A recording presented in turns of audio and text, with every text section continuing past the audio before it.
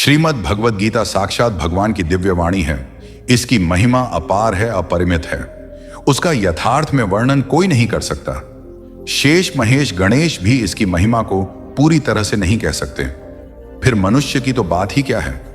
गीता सर्व शस्त्रमय है। इसे सारे शास्त्रों का खजाना कहा जाता है। गीता का भली भांति ज्ञान हो जाने पर सभी शास्त्रों का तात्विक ज्ञान अपने आप हो जाता है। गीता को हम भगवान से भी बढ़कर कहें तो कोई अत्युक्ति नहीं होगी। भगवान ने स्वयं कहा है, मैं गीता के आश्रय में रहता हूं। गीता मेरा श्रेष्ठ घर है। गीता के ज्ञान का सहारा लेकर ही मैं तीनों लोकों का पालन करता हूं। श्रीमद् भगवद गीता एकमात्र ऐसा ग्रंथ है जो मनुष्य को जीने का सही तरीका बताती है। गीता जीवन में धर्म, कर्म और प्रेम का पाठ पढ़ाती है। श्रीमद् भगवद गीता का ज्ञान मानव जीवन और जीवन के बाद का जीवन दोनों के लिए उपयोगी माना गया है।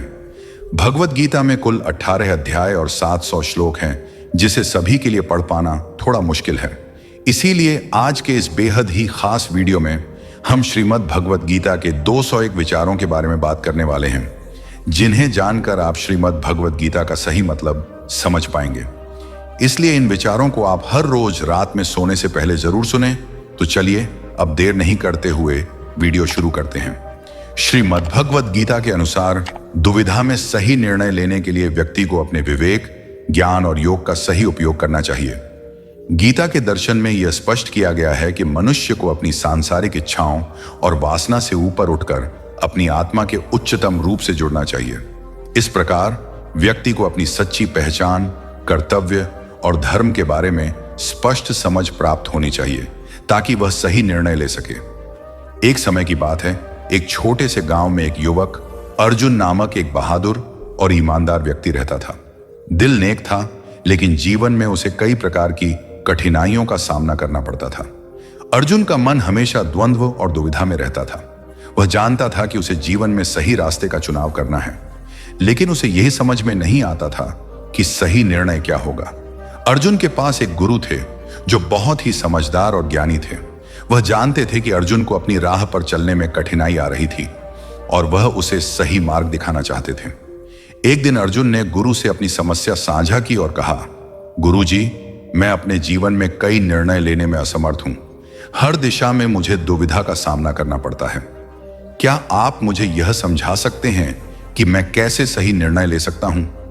गुरु ने मुस्कुराते हुए अर्जुन को गीता के सिद्धांतों के बारे में समझाया और कहा, सच्चा निर्णय तब लिया जाता है जब तुम्हारा मन और विवेक पूरी तरह से शांत और संतुलित हो।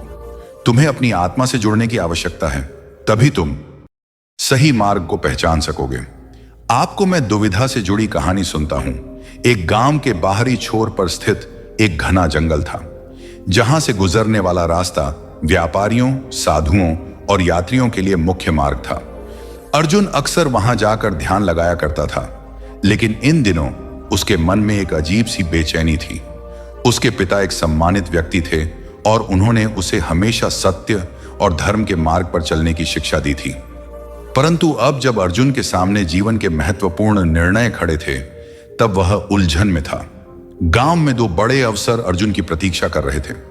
पहला, राजा के दरबार में एक सैनिक बनने का प्रस्ताव, जो उसे धन, सम्मान और शक्ति प्रदान कर सकता था।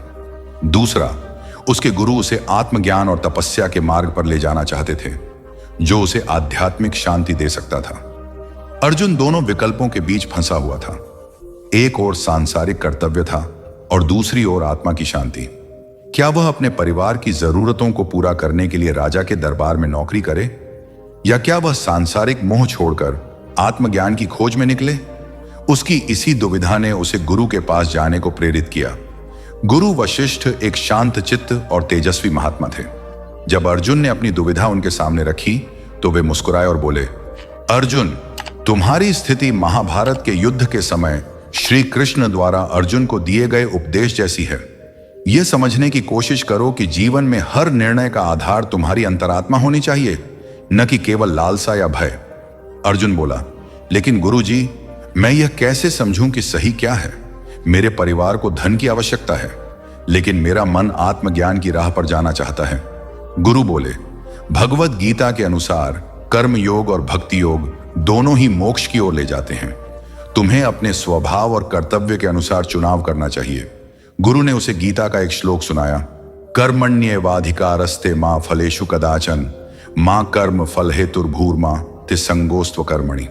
तुम्हारा अधिकार केवल कर्म करने में है, फल की चिंता मत करो।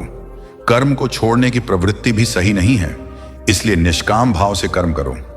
अर्जुन इस श्लोक के अर्थ को समझने का प्रयास करने लगा। गुरु ने उसे एक प्रयोग करने को कहा।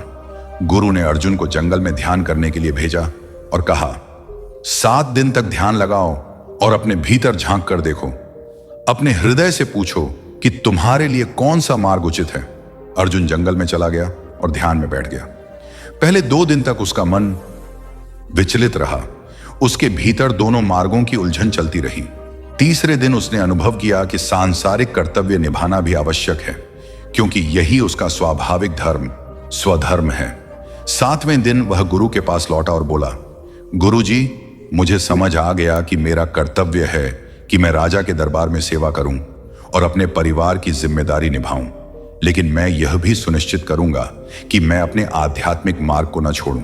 गुरु ने प्रसन्न होकर कहा, यही गीता का सत्य है। संसार में रहकर भी आत्मज्ञान की राह पर चला जा सकता है।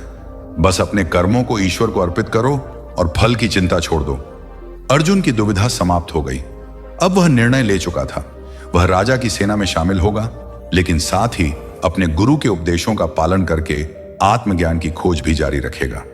इस कहानी से हमें यह सीख मिलती है कि निर्णय लेते समय हमें अपने स्वभाव, कर्तव्य और अंतरात्मा की आवाज को सुनना चाहिए। श्रीमद् भगवद गीता हमें यह सिखाती है कि सच्चा निर्णय वही है जो न तो भय पर आधारित हो, न ही लालच पर, बल्कि धर्म और सत्य की नींव पर हो।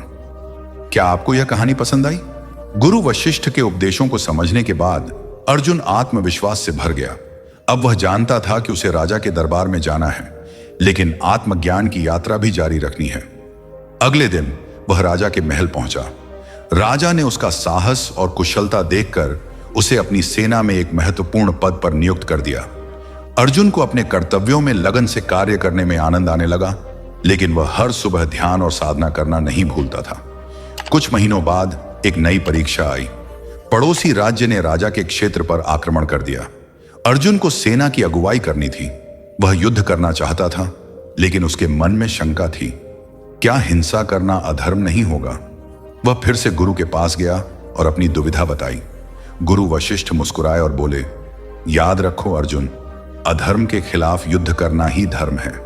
महाभारत के युद्ध के समय अर्जुन को यही उपदेश दिया था कि जब कोई अन्याय करे तो उस अन्याय के खिलाफ खड़े होना ही सच्चा कर्तव्य है।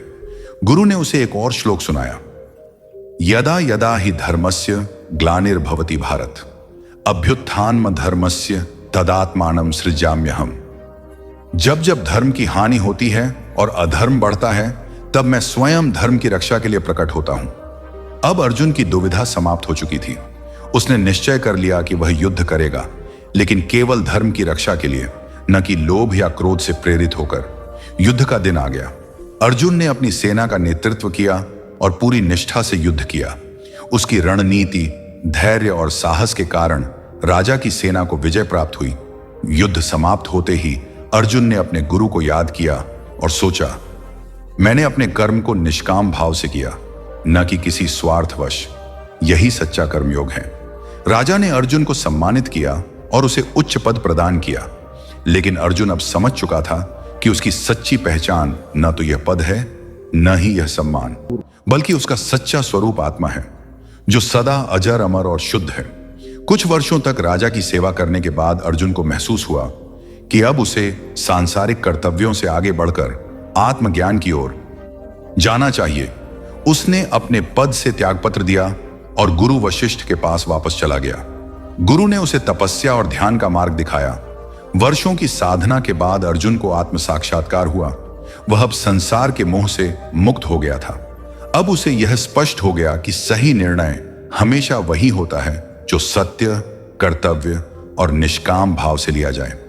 इस कहानी से हमें यह सीख मिलती है कि श्रीमद् भगवद गीता के अनुसार सही निर्णय लेने के लिए एम स्वधर्म को पहचानना जरूरी है। हर व्यक्ति का एक नैसर्गिक कर्तव्य स्वधर्म होता है, जिसे समझकर ही निर्णय लेना चाहिए। 2. निष्काम कर्मयोग अपनाना चाहिए। बिना किसी फल की इच्छा के अपना कार्य करना ही सच्चा धर्म है। 3. धर्म और अधर्म में अंतर समझना आवश्यक है। अन्याय के खिलाफ खड़े होना ही सच्चा धर्म युद्ध है। 4. आध्यात्मिकता और संसार एक दूसरे के विरोधी नहीं हैं। संसार में रहकर भी आध्यात्मिक मार्ग अपनाया जा सकता है। अर्जुन की तरह हमें भी अपने जीवन में गीता के उपदेशों को अपनाकर अपने निर्णय लेने चाहिए, ताकि हम भी सच्चे अर्थों में धर्म और सत्य के मार्ग पर चल सकें। भगवान श्री कृष्ण कहते हैं, 4 वेदों का अर्थ नहीं भी जानो तो कोई बात नहीं, लेकिन समझदारी, जवाबदारी, वफादारी और ईमानदारी, इन 4 शब्दों का मर्म जान लो तो भी जीवन सार्थक हो जाएगा। दीपक का जीवन इसलिए वंदनीय नहीं है कि वह जलता है, बल्कि इसलिए वंदनीय है कि वह दूसरों के लिए जलता है, दूसरों से नहीं जलता। हमारी आस्था की परीक्षा तब होती है जब हम जो चाहे वह ना मिले और फिर भी हमारे दिल से प्रभु के लिए शुक्रिया ही निकले। अगर सही मायने में आप अपना जीवन बदलना चाहते हो तो सबसे पहले आपको अपना मन बदलने के लिए तैयार रहना पड़ेगा, क्योंकि जैसा आपका मन रहेगा वैसे ही आपके चार होंगे, और जैसे आपके विचार होंगे वैसे ही आपका जीवन होगा। नीच विचार रखोगे तो नीच बन जाओगे, अच्छे विचार रखोगे तो ऊंचाई पर जाओगे। विश्वास किसी पर इतना करो कि वह तुम्हारे साथ छल करते समय खुद को दोषी समझे, और प्रेम किसी से इतना करो कि उसके मन में सदैव तुम्हें खोने का डर बना रहे। भगवान श्री कृष्ण कहते हैं, व्यक्ति को सदैव बुराई से बचकर रहना चाहिए। अगर कोई बुरा कर्म करता है तो वह कर्म उसको अपने जीवन में भोगना ही पड़ता है। जिस प्रकार सैकड़ों गायों के बीच बछड़ा अपनी मां को खोज लेता है, ठीक उसी प्रकार कर्म का फल आपको हजारों के भीड़ में भी खोज लेगा। माधव कहते हैं, किसी जीव को कष्ट देकर आप मुझे खुश नहीं देख सकते हो। श्री कृष्ण जगत के स्वामी हैं, वह कण कण में निवास करते हैं। छोटे से छोटे जीव के हृदय में ईश्वर का वास होता है। उस जीव को कष्ट का अनुभव होना ईश्वर को कष्ट का अनुभव कराता है। इसीलिए किसी भी जीव को कष्ट देना ईश्वर को कष्ट देने के समान है। मृत्यु एक अटल सत्य है जिसे कभी बदला नहीं जा सकता है। इस संसार का जब से निर्माण हुआ है तब से जन्म मृत्यु का चक्र चलता आ रहा है। जिस प्रकार मनुष्य अपने पुराने वस्त्रों को त्याग कर नए वस्त्र धारण करता है, ठीक उसी प्रकार आत्मा पुराने व्यर्थ शरीर को त्याग कर नए शरीर को धारण करती है। यह प्रकृति का नियम है। इस सत्य को स्वीकार करके भयमुक्त होकर आज में जीना चाहिए। ज्ञानी व्यक्ति ना तो मरने वाले का शोक करते हैं और ना ही उनका शोक करते हैं। जो अभी जिंदा है, क्योंकि वह जानते हैं जो मर गया वह फिर से जन्म लेगा, और जो जिंदा है वह एक दिन जरूर मारेगा। केवल ज्ञान ही एक अक्षय तत्व है जो कहीं भी किसी भी अवस्था में और किसी भी काल में मनुष्य का साथ नहीं छोड़ता। धरती पर जिस प्रकार मौसम में बदलाव आता है, ठीक उसी प्रकार जीवन में भी सुख दुख आता जाता रहता है। युद्ध हो या जीवन सफलता केवल 3 शस्त्रों से प्राप्त होती है। धर्म, धैर्य और साहस कोई भी मनुष्य जन्म से नहीं बल्कि अपने कर्मों से महान बनता है। कुछ पाना है तो खुद पर भरोसा कीजिए, क्योंकि सहारे कितने भी सच्चे और अच्छे हों, साथ छोड़ ही जाते हैं। मित्र गरीब है या अमीर मायने नहीं रखता, बल्कि वह आपके बुरे समय में आपका साथ कितना देता है यह मायने रखता है। धर्म चाहे जो भी हो, अच्छे इंसान बनो। हिसाब तुम्हारे कर्म का होगा, धर्म का नहीं। खुशी के लिए काम करोगे तो खुशी नहीं मिलेगी, लेकिन खुश होकर काम करोगे तो जरूर मिलेगी। जब आप दूसरों के लिए अच्छा चाहते हैं तो वही अच्छी चीजें आपके जीवन में वापस आती हैं। यही प्रकृति का नियम है। आपका मूल्य इससे तय नहीं होता कि आप क्या हैं, यह इससे तय होता है कि आप खुद को क्या बनाने की क्षमता रखते हैं। हंसता हुआ मन और हंसता हुआ चेहरा, यही सच्ची संपत्ति है। मनुष्य हमेशा अपने भाग्य को कोसता है, यह जानते हुए भी कि भाग्य से भी ऊंचा उसका कर्म है जो उसके स्वयं के हाथों में है। कमियां भले ही हजारों हों तुम्हें, लेकिन खुद पर विश्वास रखो कि तुम सबसे बेहतर करने का हुनर रखते हो। जितना इंतजार परमात्मा आपसे करवा रहा है, समय आने पर वह इतना देगा कि संभाल भी नहीं पाओगे। भगवान श्री कृष्ण कहते हैं, जिस प्रकार प्रकाश की ज्योति अंधेरे में चमकती है, ठीक उसी प्रकार सत्य भी चमकता है। इसलिए मनुष्य को हमेशा सत्य की राह पर चलना चाहिए। क्रोध मनुष्य को नरक की ओर ले जाने वाला द्वार है। क्रोध करने से व्यक्ति का मन अशांत हो जाता है, वह आवेश में आकर कई बार अपना ही नुकसान कर बैठता है। भगवान श्री कृष्ण कहते हैं, मनुष्य को क्रोध करने से बचना चाहिए, कितना भी गुस्सा आए, स्वयं को शांत रखने का प्रयास करें। दूसरों का भला करने वाले मनुष्य को हमेशा कष्टों का सामना करना पड़ता है, क्योंकि हमेशा फल देने वाले वृक्ष को भी पत्थरों की मार सहनी पड़ती है। सत्य से कमाया धन हर प्रकार से सुख देता है, छल कपट से कमाया धन दुख ही दुख देता है। चुप रहने से बड़ा कोई जवाब नहीं, और माफ कर देने से बड़ी कोई सजा नहीं होती। जब मेहनत करने के बाद भी सपने पूरे नहीं होते तो रास्ता बदलिए, सिद्धांत नहीं, क्योंकि पेड़ भी हमेशा पत्ते बदलता है। जड़ नहीं, किसी की संगत से आपके विचार शुद्ध होने लगे तो समझ लेना वह कोई साध व्यक्ति नहीं है। आपका कठिन समय ही आपको मजबूत बना देता है। एक समझदार व्यक्ति वही है जो दूसरों को देखकर उनकी विशेषताओं से सीखता, उनसे तुलना और ईर्ष्या नहीं करता। संबंध बड़ी बड़ी बातें करने से नहीं, छोटे छोटे भाव को समझने से गहरे होते हैं। यदि सब कुछ खोकर भी आप में कुछ करने की हिम्मत बाकी है तो समझ लीजिए आपने कुछ खोया ही नहीं। कर्म ही सबसे बड़ा बधर्म है। भगवान श्री कृष्ण गीता में अर्जुन को उपदेश देते हुए कहते हैं, व्यक्ति कर्म करने के लिए ही पैदा हुआ है और बिना कर्म किए कोई रह नहीं सकता। मनुष्य को परिणाम की चिंता किए बिना अपने कर्तव्यों का पालन करना चाहिए। कृष्ण अपने भक्तों को कर्म का मार्ग दिखाते हुए कहते हैं, अपने कर्म समाज के प्रति और मानव कल्याण के प्रति केंद्रित करते हुए करो। बाकी फल की चिंता मत करो, उन सभी कर्म को मुझे समर्पित करो। इस मार्ग को अपनाकर तुम मुझे प्राप्त कर सकते हो, मेरे प्रेम का भागीदार बन सकते हो। इस संसार में आज जो तुम्हारे पास है कल वह किसी और का था, परसों वह किसी और का होगा। तुम यहां खाली हाथ आए थे और खाली हाथ जाओगे। कोई आपका साथ ना दे तो निराश मत होना, क्योंकि परमात्मा से बड़ा हमसफर कोई नहीं होता। खुशी आजादी पर निर्भर होती है, और आजादी इस बात पर निर्भर होती है कि आप कितने साहसी हैं। विश्वास के बगैर इस दुनिया में कोई भी रिश्ता ज्यादा देर तक कायम नहीं रह सकता। यदि किसी भूल के कारण कल का दिन दुख में बिता तो उसे याद करके आज का दिन व्यर्थ ना करें। जो लक्ष्य में खो गया समझो वही सफल हो गया। आप जो कर रहे हैं उससे अगर आप प्यार करते हैं तो आप जरूर सफल होंगे। मन पर नियंत्रण रखना जरूरी है। मनुष्य का मन वायु की तरह चंचल है। यह मन ही है जो मनुष्य को काम वासनाओं की तरफ भटका रहता है। अगर जीवन को सफल बनाना है तो मन पर काबू करना बहुत जरूरी है। मन को वश में करने से दिमाग की शक्ति केंद्रित होती है, जिससे कार्यों में सफलता मिलने लगती है। गीता के अनुसार जिस व्यक्ति ने अपने मन पर काबू पा लिया वह मन में पैदा होने वाली बेकार की चिंताओं और इच्छाओं से भी दूर रहता है।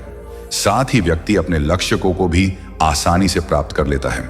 अगर मन को वश में नहीं करोगे तो वह तुम्हारा सबसे बड़ा शत्रु बन जाएगा। अज्ञानी व्यक्ति स्वयं के लाभ के लिए कार्य करते हैं, जबकि बुद्धिमान लोग विश्व के कल्याण के लिए कार्य करते हैं। यदि किसी काम को करने में डर लगे तो याद रखना यह संकेत है कि आपका काम वाकई में बहादुरी से भरा हुआ है। कमजोर व्यक्ति से दुश्मनी ज्यादा खतरनाक होती है। वह उस समय हमला करता है जिसकी आप कल्पना भी नहीं कर सकते। झूठ कितना भी बलवान क्यों ना हो, वह सच को नहीं दबा सकता। अपने विचारों को पवित्र बनाओ, क्योंकि व्यक्ति अपने विचारों से ही अनंत काल तक जीवित रहता है। इतना कमजोर मत बनो कि कोई आपको तोड़ सके, बल्कि इतना मजबूत बनो कि आपको तोड़ने वाला खुद ही टूट जाए। भगवान श्री कृष्ण कहते हैं, जब शांति के साथ सारे मार्ग बंद हो जाए और न्याय ना मिले तो युद्ध करो। वास्तव में मुसीबत में साथ देने वाला मित्र ही सच्चा मित्र होता है। हमेशा शक करने वाला व्यक्ति कभी शांति प्राप्त नहीं कर पाता है। इसलिए संदेह करने से बचे। अधिक संदेह करने से मन की शांति भंग हो जाती है और व्यक्ति भ्रमित होकर अपने संबंधों को नष्ट कर डालता है।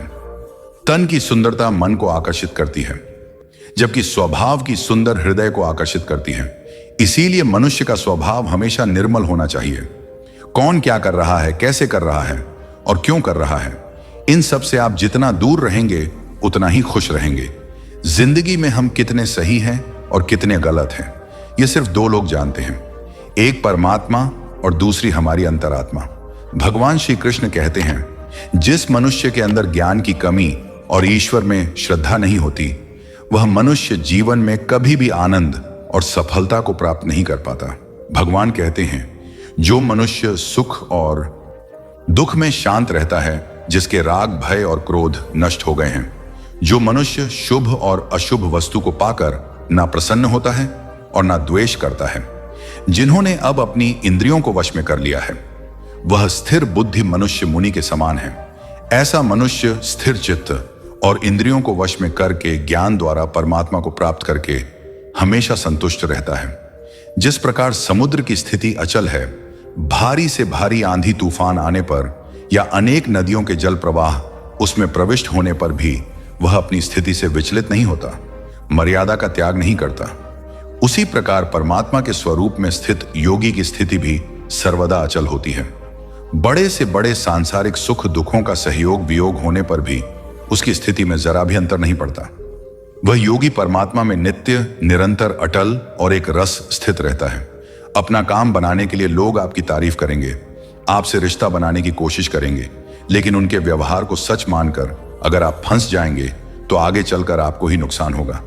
कहते हैं कि लोग अपना काम निकालने के लिए गधे को भी घोड़ा बना लेते हैं। वास्तविकता में अभी वही युग चल रहा है जहां लोग अपना स्वार्थ पूरा करने के लिए किसी भी हद तक गिर सकते हैं। भगवान श्री कृष्ण कहते हैं, किसी के मीठे शब्दों में कभी मत फंसना, बल्कि आंखें खोलकर इंसान को परखना सीखो। अक्सर आपको चोट वही लोग पहुंचाते हैं जो आपके अपने होते हैं, जो आपके दिल के ज्यादा करीब होते हैं। गीता का यह सबसे महत्वपूर्ण ज्ञान है, क्योंकि महाभारत की लड़ाई पराये लोगों में नहीं थी, यह भाइयों की लड़ाई थी, एक ही परिवार की लड़ाई थी। चाहे आप किसी की मदद करो या मत करो, लेकिन जानबूझकर कभी किसी का दिल नहीं दुखाना चाहिए, क्योंकि जब किसी का दिल आपकी वजह से दुखता है तो हमेशा याद रखना कि आपको भी वह दर्द एक दिन जरूर मिलेगा। कभी भी किसी भी चीज की अति नहीं करनी चाहिए। कोई भी चीज हद से ज्यादा मत करना। किसी से प्रेम या नफरत भी हद से ज्यादा मत करना, क्योंकि किसी भी चीज की अति आप ही नुकसान पहुंचाएगी। इसलिए जीवन को संतुलन के साथ जीना चाहिए। जो आपके साथ अधर्म करे, पाप करे, गलत करे, उसे दंड जरूर देना चाहिए। अगर आप उसे सहते हैं तो वह आपके साथ और गलत करता है और आप उससे भी बड़े पाप के भागीदार बन जाएंगे। इसीलिए ज्ञानी व्यक्ति को अपने साथ हो रहे गलत का विरोध करना सीखना चाहिए। जीवन में कभी वह मत करो जो लोग करते हैं, हमेशा वही करो जो तुम्हारे लिए सही है। भगवान श्री कृष्ण कहते हैं, जो इंसान अपनी रक्षा खुद नहीं कर सकता या फिर अपनी रक्षा करने का प्रयास भी नहीं करता, ऐसे मनुष्यों की रक्षा भगवान भी नहीं करते। जो इंसान खुद के महत्व को नहीं जानता, वैसे इंसान को कोई भी महत्व नहीं देता है। बुरा इंसान कभी अपनी बुराई नहीं छोड़। आप चाहे उसके साथ कितना भी अच्छा व्यवहार करो, वह आपको तकलीफ जरूर देगा। इसलिए जो जैसा है उसके साथ वैसा ही व्यवहार करना चाहिए। जो इंसान समय की कदर नहीं करता, समय भी उस इंसान की कदर कभी नहीं करता है, और वैसा इंसान जीवन में कभी भी सुख, शांति और सफलता को प्राप्त नहीं कर पाता है। संगति का मनुष्य के जीवन पर बहुत गहरा प्रभाव पड़ता है। अच्छा इंसान अगर बुरे लोगों के संगत में रहेगा तो वह भी एक दिन बुरा बन जाएगा। इसलिए हमेशा अच्छे लोगों के संगत में रहे। इस दुनिया में परमात्मा के सिवा किसी को अपना मत समझो। यहां कोई अपना नहीं है, क्योंकि जब दुनिया के सारे रास्ते बंद हो जाते हैं तो ईश्वर की तरफ जाने वाला रास्ता हमेशा खुला रहता है। इस दुनिया में हारे हुए इंसान की तकलीफ में पड़े हुए इंसान की कोई मदद नहीं करता, और अगर कोई इंसान थोड़ा सा भी सफल हो जाए तो उससे कोई खुश नहीं होता। इसलिए अपना दुख किसी को बताओ मत और अपनी खुशी किसी के आगे जता मत। मनुष्य का आहार हमेशा सात्विक और संतुलित होना चाहिए। जिस इंसान को यह समझ नहीं कि क्या खाना चाहिए, कितना खाना चाहिए, कहां खाना चाहिए और कैसे खाना चाहिए, वह परमात्मा को कभी नहीं पा सकता। खुद को मिटाकर भी रख दोगे तब भी यह दुनिया आपसे खुश नहीं होगी। इसीलिए वह करो जो आपका दिल चाहे, वह मत करो जो दुनिया चाहती है, क्योंकि दुनिया की पसंद बदलने में वक्त नहीं लगता है। दुख आना भी जरूरी है, तभी इनसे जिंदगी पूरी होती है। खाली खुशी इंसान को मजबूत नहीं बनाती और ना ही जिंदगी के दोनों पहलुओं से रूबरू करती है। कान्हा कहते हैं, मन की शांति से बढ़कर इस संसार में कोई भी संपत्ति नहीं है। जिस व्यक्ति ने अपने मन को शांत रख सीख लिया है, उससे अधिक धनवान इस संसार में कोई नहीं है। लगातार हो रही असफलताओं से कभी निराश मत होना, क्योंकि कभी कभी गुच्छे की आखिरी चाबी भी ताला खोल देती है। रिश्ते चाहे कितने ही बुरे हों, उन्हें तोड़ना मत, क्योंकि पानी चाहे कितना भी गंदा हो, अगर प्यास नहीं बुझा सकता, वह आग तो बुझा ही सकता है। ईश्वर से कुछ मांगने पर ना मिले तो उससे नाराज ना होना, क्योंकि ईश्वर वह नहीं देता जो आपको अच्छा लगता है, बल्कि वह वही चीज देता है जो आपके लिए अच्छा होता है। जिंदगी में एक ऐसे इंसान का होना बहुत जरूरी है जिसको दिल का हाल बताने के लिए लफ्जों की जो जरूरत नहीं पड़ती, उसे ही परमात्मा कहते हैं। दुख आते तो एक बार है, मगर पल भर में ही जिंदगी जीना सिखा जाते हैं। हम लोगों को खुश करने के चक्कर में अपना सब कुछ गवा देते हैं। बाद में यही लोग कुछ नहीं क्या कहकर सब कामों को भुला देते हैं। जीवन में सुख शांति चाहते हो तो अपनी समस्याओं और आलोचनाओं को खुद पर हावी मत होने दो। जो लोग गिरने से डरते हैं वह कभी ऊंची उड़ान नहीं भर सकते। इंसान दूसरों की अच्छाइयों पर खामोश रहते हैं, लेकिन चर्चा जब बुराइयों की हो तो गूंगे भी बोल पड़ते हैं। कान्हा कहते हैं, जितना वक्त तुम दूसरों पर बर्बाद करते हो, अगर उतना वक्त खुद पर लगा दो तो जीवन में तुम्हें किसी के सामने झुकना नहीं पड़ेगा। लोगों को परखने की आदत डालो। जैसे हर चमकती चीज सोना नहीं होता, वैसे ही हर अच्छा दिखने वाला इंसान सच्चा नहीं होता। जब तक हम किसी काम की शुरुआत नहीं करते, तब तक वह काम हमें असंभव ही दिखाई देता है। जिसने अकेले चलना सीख लिया, समझो वह व्यक्ति सफलता के दरवाजे पर अपना पहला कदम रख चुका है।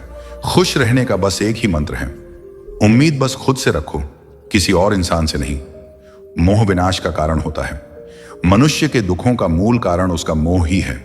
वह जितना अधिक मोह करेगा उतना ही अधिक कष्ट भी भोगे। पछतावा अतीत नहीं बदल सकता और चिंता भविष्य नहीं संवार सकती। इसलिए वर्तमान का आनंद लेना ही जीवन का सच्चा सुख है। श्री कृष्ण कहते हैं, जो तुम्हारा साथ देता है तुम उसका साथ दो, जो तुम्हें धोखा देता है तुम उसे त्याग दो। जिस जगह आपका सम्मान नहीं हो वहां पर कभी जाना नहीं चाहिए, वरना लोग आपको कमजोर और बेवकूफ समझेंगे।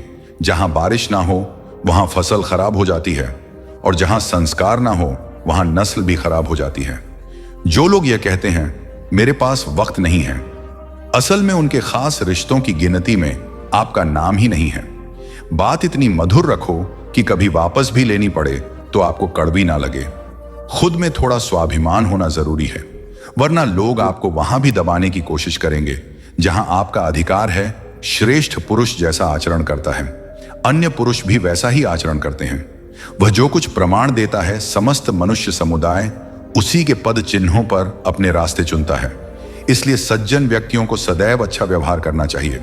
जो मनुष्य ईश्वर में श्रद्धा नहीं रखते, वह अज्ञानी मनुष्य जीवन में कभी भी सुख शांति और सफलता को प्राप्त नहीं कर पाते। ऐसे मनुष्य की बुद्धि विपरीत हो जाती है। वे लौकिक और पारलौकिक सब प्रकार के सुख साधनों को विपरीत ही समझने लगते हैं। इसी कारण वे विपरीत आचरण में प्रवृत्त हो जाते हैं। इसके फल स्वरूप उनका इस लोक में और परलोक में पतन हो जाता है। वे अपनी वर्तमान स्थिति से भी भ्रष्ट हो जाते हैं, और मरने के बाद उनको अपने कर्मों का फल भोगने के लिए सुकर कुकर आदि नीच योनियों में जन्म लेना पड़ता है, या घोर नरक में पड़कर भयानक यातनाएं भोगनी पड़ती हैं। भगवान श्री कृष्ण कहते हैं, जो मनुष्य अपने कर्तव्यों का पालन करते हुए विपरीत परिस्थितियों में भी अपने धर्म के मार्ग पर अडिग रहता है, और उसके कारण अगर उसकी मृत्यु भी हो जाती है तो वह मृत्यु भी उसके लिए परम कल्याण का आक बन जाता है, और उस मनुष्य को स्वर्ग की प्राप्ति होती है। जब तक तुम अपने आप से नहीं हार जाओ, तब तक दुनिया की कोई ताकत तुम्हें हरा नहीं सकती है। कमजोर तुम नहीं, तुम्हारा वक्त है, और वक्त सबका बदलता है। तुम बस अपना कर्म करते जाओ। जिसने कभी संकट नहीं देखा उसे अपनी ताकत का कभी एहसास नहीं होगा। जो दूसरों की तकलीफ को समझते हैं, जिनमें दया है, जो दिल से अच्छे हैं, उन्हें दोबारा जन्म नहीं लेना पड़ता है। किसी को कुछ देकर घमंड मत कर। क्या पता तू दे रहा है या पिछले जन्म का कर्ज चुका रहा है। घमंडी मनुष्य का वंश, वैभव और प्रतिष्ठा तीनों ही चले जाते हैं। विश्वास ना हो तो रावण, कौरव और कंस को ही देख लो। किसी पर विश्वास करना हो तो उनकी बातों पर नहीं, उनकी हरकतों पर ध्यान दो। गुस्से के वक्त थोड़ा रुक जाने से और गलती के वक्त थोड़ा झुक जाने से जिंदगी और भी आसान हो जाती है। भगवान श्री कृष्ण कहते हैं, जो मनुष्य मुझे जान लेता है वह जन्म मरण के बंधनों से मुक्त हो जाता है। जो मनुष्य भगवत गीता को पढ़कर उस पर अमल करता है, उसके सारे दुष्कर्म का प्रभाव समाप्त हो जाता है। जो भाग्य में है वह भाग कर आएगा, और जो भाग्य में नहीं है वह आकर भी भाग जाएगा। भगवान श्री कृष्ण अर्जुन को समझाते हुए कहते हैं कि हे अर्जुन, मेरे और तुम्हारे बहुत से जन्म हो चुके हैं, उन सब को तुम नहीं जानते, किंतु मैं जानता हूं। मैं अजन्मा और अविनाशी हूं। मैं समस्त प्राणियों का ईश्वर होते हुए भी अपनी प्रकृति को अधीन करके अपनी योग्य माया से प्रकट होता रहता हूं। जब जब इस धरती पर धर्म की हानि और अधर्म की वृद्धि होती है, तब तब अधर्म का विनाश और धर्म की पुनर्स्थापना हेतु मैं अपने एक नए रूप को रचता हूं और लोगों के सम्मुख प्रकट होता रहता हूं। मनुष्य मेरी जिस भी रूप की पूजा करते हैं, मैं भी उनको उनकी भावना के अनुसार उसी रूप में दर्शन देता हूं। मनुष्य जिस जिस भाव से मेरी उपासना करते हैं, मैं उनके उस भाव का ही अनुसरण करता हूं। जो मेरा चिंतन करता है, उसका मैं चिंतन करता हूं। जो मेरे लिए व्याकुल होता है, उसके लिए मैं भी व्याकुल हो जाता हूं। जो मुझे अपना सर्वस्व अर्पण कर देता है, मैं भी उसे अपना सर्वस्व अर्पण कर देता हूं। इस मनुष्य लोक में सांसारिक भोग के लिए लोग इंद्र आदि देवताओं की उपासना करते हैं, क्योंकि देवताओं का पूजन करने वालों को उनकी उपासना का फल तुरंत मिल जाता है। लेकिन मैं ऐसा नहीं करता हूं। मेरे भक्त यदि सच्चे भाव से भी मेरा भजन करते हैं, तो भी मैं उनकी उसी कामना को पूर्ण करता हूं, जिसकी पूर्ति से उनका विषयों से वैराग्य होकर मुझ में प्रेम और विश्वास बढ़ता है। इसीलिए सांसारिक मनुष्य को मेरी भक्ति का फल शीघ्र मिलता हुआ नहीं दिखता है, और इसलिए वे मंद बुद्धि मनुष्य कर्मों का फल शीघ्र प्राप्त करने की इच्छा से अन्य देवताओं का ही पूजन किया करते हैं। जैसे हवा के झोंके नाव को भटका देते हैं, वैसे ही मनुष्य की इच्छाएं बुद्धि को भटका देती हैं। जो मनुष्य सुख और दुख में मान और अपमान में शांत रहता है, वह मनुष्य मुझे अति प्रिय है। यह संसार मेरी ही माया है। यह संसार मुझसे ही उत्पन्न हुआ है। मैं ही इसका पालन पोषण करता हूं और मैं ही इस सृष्टि का विनाश करता हूं। मैं भूत, वर्तमान और भविष्य के सभी प्राणियों को जानता हूं, लेकिन वास्तविकता में मुझे कोई नहीं जानता। समझदार व्यक्ति जब संबंध निभाना बंद कर देता है, तो समझ लेना चाहिए उसके आत्मसम्मान को कहीं ना कहीं ठेस अवश्य पहुंची है। प्रेम सदैव माफी मांगना पसंद करता है और अहंकार सदैव माफी सुनना पसंद करता है। कर्म ही तुम्हारी पहचान है, वरना एक नाम के यहां हजारों इंसान हैं। अच्छे कर्म करने के बावजूद भी लोग केवल तुम्हारी बुराइयां याद रखेंगे। इसलिए लोग क्या कहते हैं, इस पर कभी ध्यान मत दो। जितना हो सके खामोश ही रहना अच्छा है, क्योंकि सबसे ज्यादा गुनाह इससे उसकी जुबान ही करवाती है। जो पुरुष ना किसी से द्वेष करता है और ना किसी चीज की आकांक्षा करता है, वैसा कर्मयोगी पुरुष सन्यासी के समान है, और वह पुरुष सुखपूर्वक सांसारिक बंधन से मुक्त हो जाता है। ना तो मैं किसी के भाग्य का निर्माण करता हूं और ना ही किसी के कर्म फल का निर्माण करता हूं। मनुष्य अपने द्वारा किए कर्मों का ही पाल भोगता है और उसी से उसके भाग्य का निर्माण होता है। मनुष्य स्वयं ही अपना मित्र है और स्वयं ही अपना सबसे बड़ा शत्रु भी है। ज्ञानी मनुष्य कर्म योग या भक्ति योग से एक ही जन्म में इस समुद्र रूपी संसार से निकलकर परमात्मा को प्राप्त कर लेता है, और अज्ञानी मनुष्य काम, क्रोध, लोभ, मोह में फंसकर 44 लाख योनियों में भटकता रहता है। भगवान श्री कृष्ण कहते हैं, भगवत के लिए कर्म करने वाला कोई भी मनुष्य दुर्गति को प्राप्त नहीं होता है। इस लोक में या परलोक में वह जहां भी रहता है, वह परमात्मा के मार्ग में आगे ही बढ़ता रहता है। किसी को धोखा देना एक कर्ज है जो आपको किसी और के हाथों एक दिन जरूर मिलेगा। एक अच्छी नजर वही है जो सिर्फ अपनी कमियां और दूसरों के गुण तलाश करती है। कभी उस व्यक्ति पर भरोसा मत करो जो वक्त के साथ ऐसा भाव बदल लेते हैं।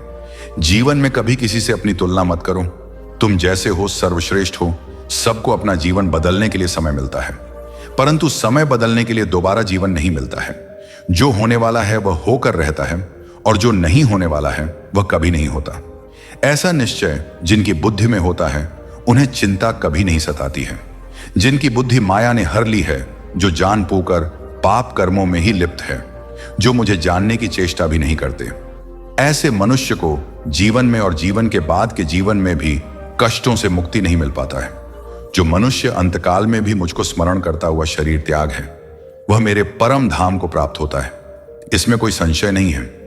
देवताओं को पूजने वाले देवताओं को प्राप्त होते हैं, पितरों को पूजने वाले पितरों को प्राप्त होते हैं, भूतों को पूजने वाले भूतों को प्राप्त होते हैं, और मेरा पूजन करने वाले भक्त मुझको ही प्राप्त होते हैं।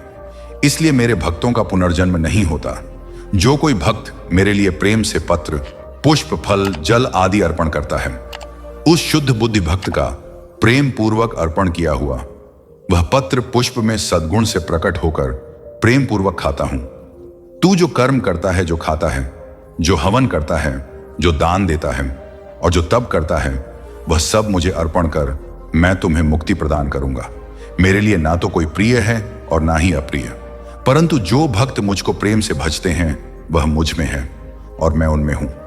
यदि कोई दुराचारी भी अनन्य भाव से मेरा भक्त बनकर मुझको भजता है तो वह पुरुष भी साधु के समान है, क्योंकि उसने भली भांति निश्चय कर लिया है कि परमेश्वर के भजन के समान अन्य कुछ भी नहीं है। स्त्री, वैश्य, शूद्र, भूत, पिचास, चंडाल, कोई भी हो, वह मेरी शरण में आकर परम गति को प्राप्त होते हैं। अच्छी नीयत से किया गया काम कभी व्यर्थ नहीं जाता है और उसका फल आपको जरूर मिलता है। जीवन की सबसे बड़ी गलती वही होती है जिस गलती से हम कुछ सीख नहीं पाते हैं। तुम आज जो भी कर्म कर रहे हो उसका फल तुम्हें कल प्राप्त होगा, और आज जो तुम्हारे पास है वह तुम्हारे द्वारा किए गए कर्मों का फल है। जो मनुष्य श्रद्धा भाव से मेरी भक्ति करता है, मैं उसे वह हर चीज देता हूं जो उसके पास नहीं है, और जो उसके पास है मैं उसकी रक्षा भी करता हूं। जीवन कठिन तब लगता है जब हम स्वयं में बदलाव करने के बजाय परिस्थितियों को बदलने का प्रयास करते हैं। मनुष्य को उस सुख का त्याग कर देना चाहिए जो किसी के दुख का कारण बनता है।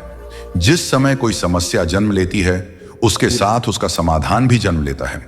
हृदय से जो दिया जा सकता है वह हाथ से नहीं दिया जा सकता है, और मौन से जो कहा जा सकता है वह शब्दों से नहीं कहा जा सकता है।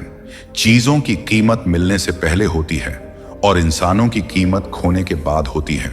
शास्त्र केवल शरीर को घायल कर देते हैं, किंतु शब्द आत्मा को भी घायल कर देते हैं। जब विरोधियों का पलड़ा भारी हो तो विजय पाने के लिए कूटनीति का रास्ता अपनाओ। दुनिया में केवल माता और पिता ही ऐसे इंसान हैं जो चाहते हैं कि हमारे बच्चे हमसे भी ज्यादा कामयाब हों। जब इंसान की जरूरत बदल जाती है तब इंसान के बात करने का तरीका भी बदल जाता है। जो व्यक्ति अपनी गलतियों के लिए स्वयं से लड़ता है उसे कोई भी नहीं हरा सकता। जिस मनुष्य के हृदय में सच्ची मानवता हो उसकी सोच हमेशा यही होगी कि मुझे मिला हुआ दुख किसी को नहीं मिले और मुझे मिला हुआ सुख सबको मिले। मीठा झूठ बोलने से अच्छा है कड़वा सच बोला जाए। इससे आपको सच्चे शत्रु जरूर मिलेंगे, लेकिन झूठे मित्र नहीं। बुरे कर्म करने नहीं पड़ते, हो जाते हैं, और अच्छे कर्म होते नहीं करने पड़ते हैं। कोई सराहना करें या निंदा, लाभ तुम्हारा ही है। प्रशंसा प्रेरणा देती है और निंदा सुधरने का अवसर। हमारे तामसिक गुण हमारे अंदर हीन भावना पैदा करके हमें खुद को उदास और नुकसान पहुंचाते हैं, और हमारे राजसिक गुण हमें ईर्ष्या और लोभी बना देते हैं।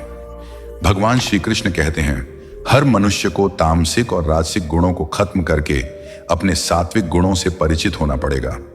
सात्विक गुण वह है जो आत्मा को अपने आसपास की हर चीज से जोड़े रखता है और उन्हें प्यार करना सिखाता है। तुम्हारा क्या गया जो तुम रोते हो? तुम क्या लाए थे जो तुमने खो दिया? तुमने क्या पैदा किया था जो नष्ट हो गया? तुमने जो लिया यहीं से लिया, जो दिया यहीं पर दिया। जो आज तुम्हारा है कल किसी और का होगा, क्योंकि परिवर्तन ही संसार का नियम है। और समय के साथ संसार में हर चीज परिवर्तन के नियम का पालन करती है। भगवान श्री कृष्ण कहते हैं, किसी का अच्छा ना कर सको तो बुरा भी मत करना, क्योंकि दुनिया कमजोर है लेकिन दुनिया बनाने वाला नहीं।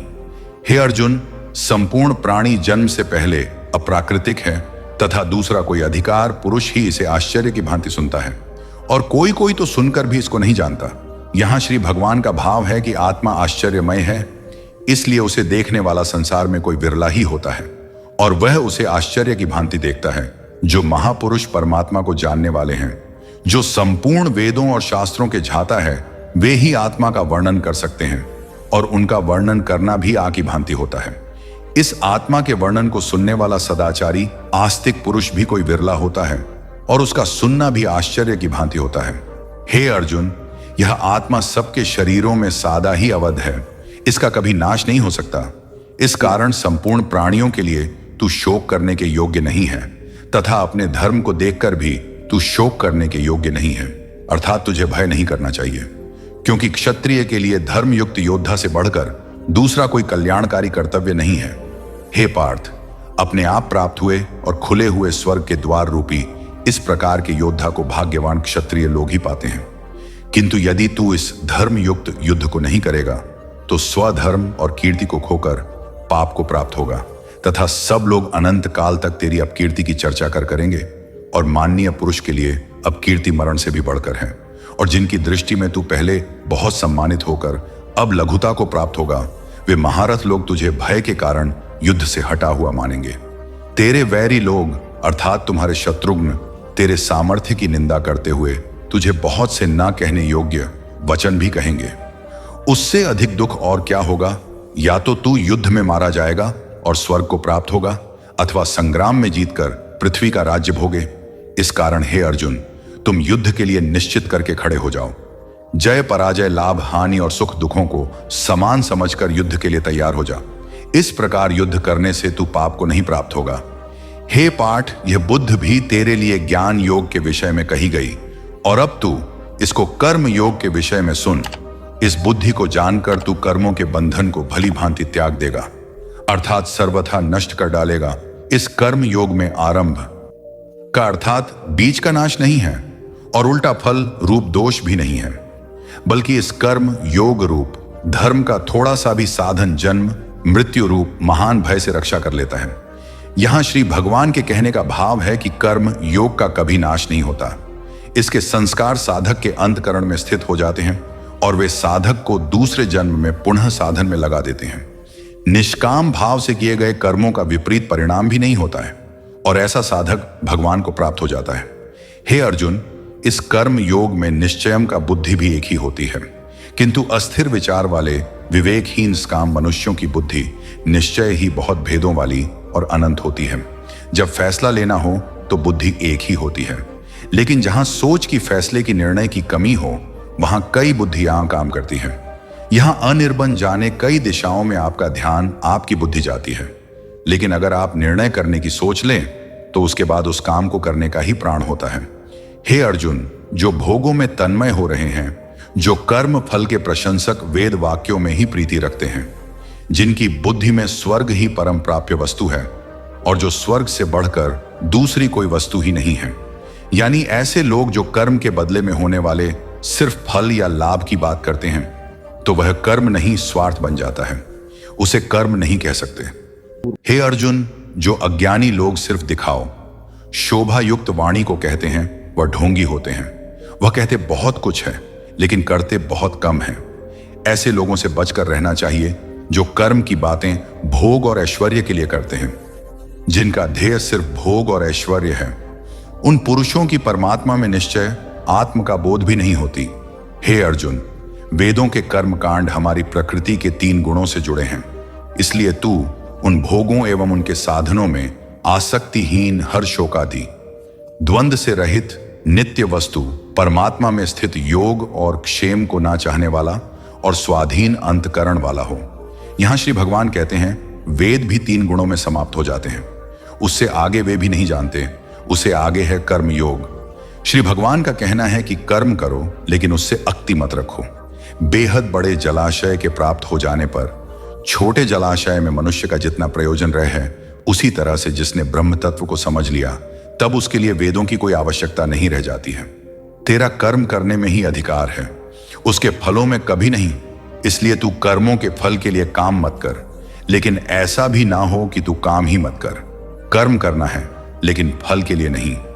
हे धनंजय, तू आसक्ति को त्याग कर तथा सिद्धि और असी में सामान बुद्धि वाला होकर योग में स्थित हुआ। कर्तव्य कर्मों को कर, फल की इच्छा के लिए कर्म मत कर। तुमको कर्म योगी बनने के लिए संभव में स्थित होकर कर्म करना चाहिए। सकाम कर्मों को बुद्धि योग की अपेक्षा अत्यंत नीचा बतला। करण भगवान ने भाव दिखलाया है कि सकाम कर्मों का फल नाशवान क्षणिक सुख की प्राप्ति है और कर्म योग का फल परमात्मा की प्राप्ति है। इसलिए दोनों में दिन और रात की भांति महान अंतर है। बुद्धि युक्त पुरुष पुण्य और पाप दोनों को इसी लोक में त्याग देता है, अर्थात उनसे मुक्त हो जाता है। इससे तू समत्व रूप योग में लग जा। यह समत्व रूप योगी कर्मों में कुशलता है, अर्थात कर्म बंधन से छूटने का उपाय है, क्योंकि संबुद्ध से युक्त ज्ञानी जन कर्मों से उत्पन्न होने वाले फल को त्याग कर जन रूप बंधन से मुक्त होकर निर्विकार परम पद को प्राप्त हो जाते हैं। जिस काल में तेरी बुद्धि मोह रूप दल दल को भली भांति पार कर जाएगी, उस समय तू सुने हुए और सुनने में आने वाले इस लोक और परलोक संबंधी सभी भोगों से वैराग्य को प्राप्त हो जाएगा। भांति भांति के वचनों को सुनने से विचलित हुई तेरी बुद्धि जब परमात्मा में अचल और स्थिर ठहर जाएगी तब तू योग को प्राप्त हो जाएगा, अर्थात तेरा परमात्मा से नित्य सहयोग हो जाएगा। अर्जुन बोले, हे केशव, आदि में स्थित परमात्मा को प्राप्त हुए स्थिर बुद्धि पुरुष का क्या लक्षण है? वह स्थिर बुद्धि पुरुष कैसे बोलता है, कैसे बैठता है और कैसे चलता है? श्री भगवान बोले, हे अर्जुन, जिस काल में यह पुरुष मन में स्थित संपूर्ण कामनाओं को भली भांति त्याग देता है और आत्मा से आत्मा में ही संतुष्ट रहता है, उस काल में वह स्थित प्रज कहा जाता है। दुखों की प्राप्ति होने पर जिसके मन में उद्वेग नहीं होता, सुखों की प्राप्ति में जो सर्वथा स्पेह रहित है तथा जिसके राग भय और क्रोध नष्ट हो गए हैं, ऐसा मुनि स्थिर बुद्धि कहा जाता है। जो पुरुष सर्वत्र स्नेह रहित होकर शुभ या अशुभ वस्तु को प्राप्त होकर ना प्रसन्न होता है और ना द्वेष करता है, उसकी बुद्धि स्थिर है कछुआ, सब ओर से अपने अनुभवों को जैसे समेट लेता है। वैसे ही जब यह पुरुष इंद्रियों के विषयों से इंद्रियों को सब प्रकार से हटा लेता, तब उसकी बुद्धि भी स्थिर है, ऐसा समझना चाहिए। इसलिए साधक को चाहिए कि वह उन संपूर्ण इंद्रियों को वश में करके समाहित होकर मेरा ध्यान करें, क्योंकि जिस पुरुष की इंद्रियां वश में होती है उसी की बुद्धि स्थिर हो जाती है। विषयों का चिंतन करने वाले पुरुष की उन विषयों में आसक्ति हो जाती है। आसक्ति से उन विषयों की कामना उत्पन्न होती है और कामना में विघ्न पड़ने से क्रोध उत्पन्न होता है। क्रोध से भ्रम पैदा होता है। स्मृति में भ्रम हो जाने से बुद्धि का नाश हो जाता है और बुद्धि का नाश हो जाने से उस पुरुष का पतन हो जाता है।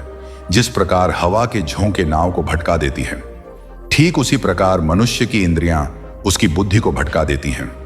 इसलिए है महाबाहु, जिस पुरुष की इंद्रियां उसके बस में होती हैं उसी की बुद्धि स्थिर है। भगवान श्री कृष्ण कहते हैं, जिस प्रकार समुद्र की स्थिति अचल है, भारी से भारी आंधी तूफान आने पर या अनेक नदियों के जल प्रवाह उसमें प्रविष्ट होने पर भी वह अपनी स्थिति से विचलित नहीं होता, मर्यादा का त्याग नहीं करता, उसी प्रकार परमात्मा के स्वरूप में स्थित योगी की स्थिति भी सर्वथा अचल होती है। बड़े से बड़े सांसारिक सुख दुखों का सहयोग वियोग होने पर भी उसकी स्थिति में जरा भी अंतर नहीं पड़ता। वह योगी परमात्मा में नित्य निरंतर अटल और एकरत स्थिर रहता है। जो मनुष्य संपूर्ण कामनाओं को त्याग कर ममता रहित, अहंकार रहित और स्प्रिया रहित होकर विचरण करता है, वही मनुष्य शांति को प्राप्त कर पाता है। जो मनुष्य मुझसे परम प्रेम करके इस परम रहस्य युक्त गीता शास्त्र को मेरे भक्तों में कहेगा, वह मुझको ही प्राप्त होगा, इसमें कोई संदेह नहीं है। उससे बढ़कर मेरा प्रिय कार्य करने वाला मनुष्य में कोई भी नहीं है तथा पृथ्वी भर में उससे बढ़कर मेरा प्रिय दूसरा कोई भविष्य में होगा भी नहीं। जो मनुष्य श्रद्धा युक्त दोषियों से रहित होकर इस गीता शास्त्र का श्रवण भी करेगा, वह भी सभी पापों से मुक्त होकर मेरे परम धाम को प्राप्त होगा। जीवन मिलना भाग्य की बात है, मृत्यु होना समय की बात है, पर अंतिम मृत्यु के बाद भी लोगों के दिलों में जीवित रहना, यह तो आपके कर्मों की बात है। दूसरों की छाव में खड़े होकर तुम अपनी परछाई खो देते हो। अपनी परछाई बनाने के लिए तुम्हें स्वयं धूप में खड़ा होना पड़ेगा। अशांत तुम इसीलिए हो जो गैर जरूरी नहीं है, तुम उन्हीं के पीछे पड़े हो। जीवन बांसुरी की तरह है, जिसमें बाधाओं रूपी कितने छेद क्यों ना हो। जिसको उसे बजाना आ गया, उसे जीवन जीना आ गया। एक बार भरोसा टूटने के बाद रिश्तों में बात तो होती है, मगर रिश्ते में वह बात नहीं होती। कलम तभी साफ और अच्छा लिख पाती है जब वह थोड़ा रुक कर चलती है। वही हाल जिंदगी में इंसान का है। सुना था दर्द का एहसास अपनों को होता है, पर जब दर्द ही आपने दे तो एहसास कौन करे। तमन्नाएं भी उम्र भर काम नहीं होंगी, समस्याएं भी कभी हल नहीं होंगी, फिर भी हम जी रहे हैं बरसों से इस तमन्ना में कि मुश्किल जो आज है शायद कल नहीं होंगी।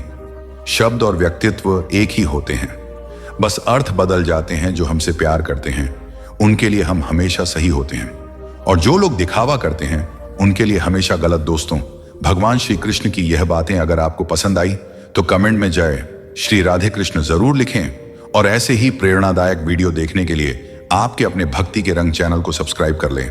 साथ ही वीडियो को लाइक और शेयर करें। आप सभी दोस्तों का यहां साथ बने रहने के लिए दिल से धन्यवाद। आप सभी भगवान श्री कृष्ण की कृपा बनी रहे। जय श्री राधे कृष्णा।